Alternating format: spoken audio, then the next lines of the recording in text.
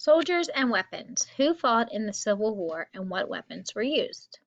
More than 3 million soldiers fought in the Civil War. Excuse me.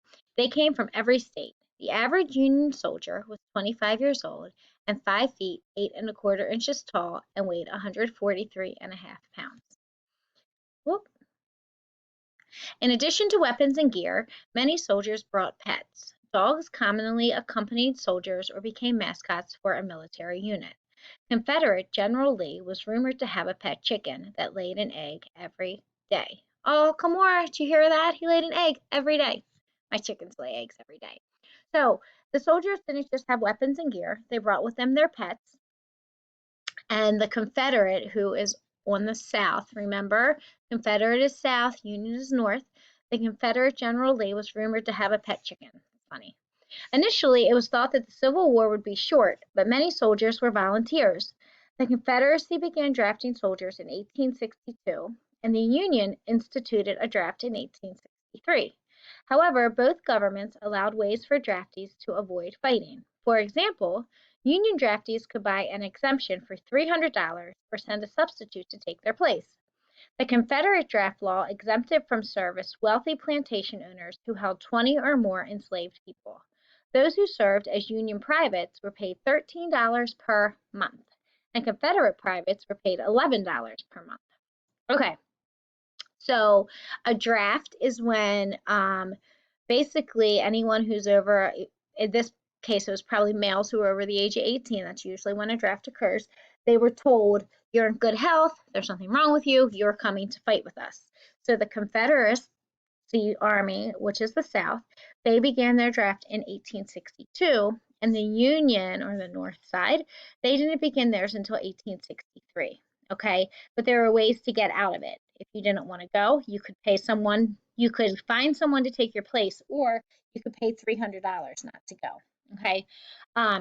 Also, on the Confederate side, if you had a large plantation or farm, remember the Confederate side, they relied heavily on their plantations for tobacco and cotton farming.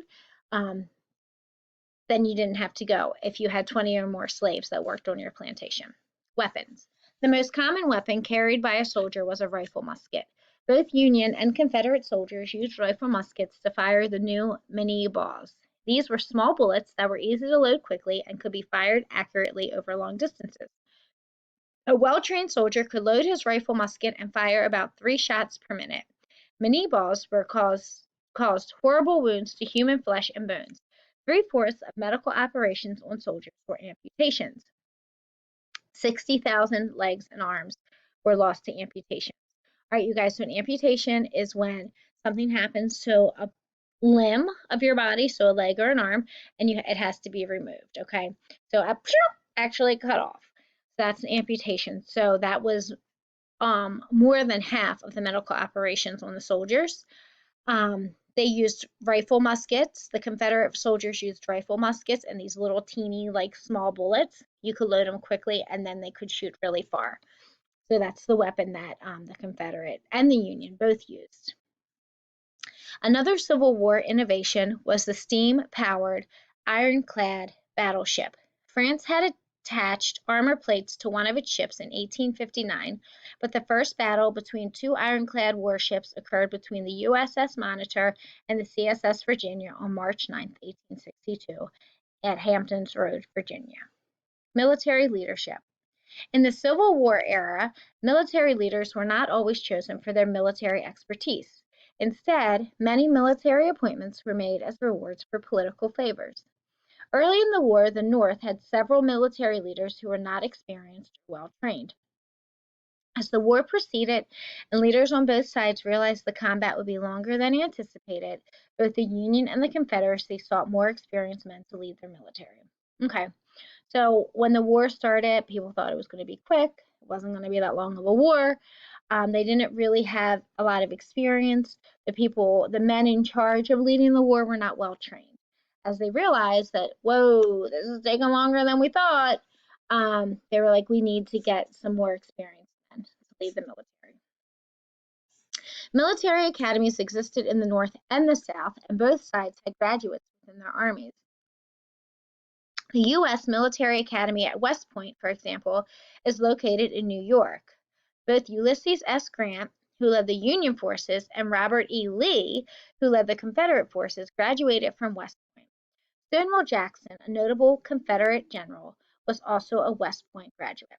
Okay, so there was this school called West Point, which actually still exists today. It's a very prestigious, very, very difficult to get into. It's a military school. So Ulysses S. Grant, who was the Union or the North leader, and Robert E. Lee, who was the Confederate or the South leader, they were both graduates from there. Regardless of which military academy from which they graduated or its location, most graduates fought for their home states in the Civil War, and many graduates came from Confederate states. The Confederacy had highly motivated, well-trained leaders who fought with their head and their hearts. All right, you guys. So that's just stating that it didn't matter where you went to school. If the school was in New York, that doesn't mean you fought for New York. Usually, if you went to a military school and you came home, you fought for your state, okay, during the Civil War. But they were saying that many of the graduates of military schools, they were from the Confederate states, which are the southern states, right? So the Confederacy, they were highly motivated and well-trained leaders, okay? And they fought with their heads and their hearts, which is a good thing because when you're fighting for a cause that you believe in, you tend to fight harder, right? We talked about that during the Revolutionary War. Okay, guys, if you have any questions, let me know.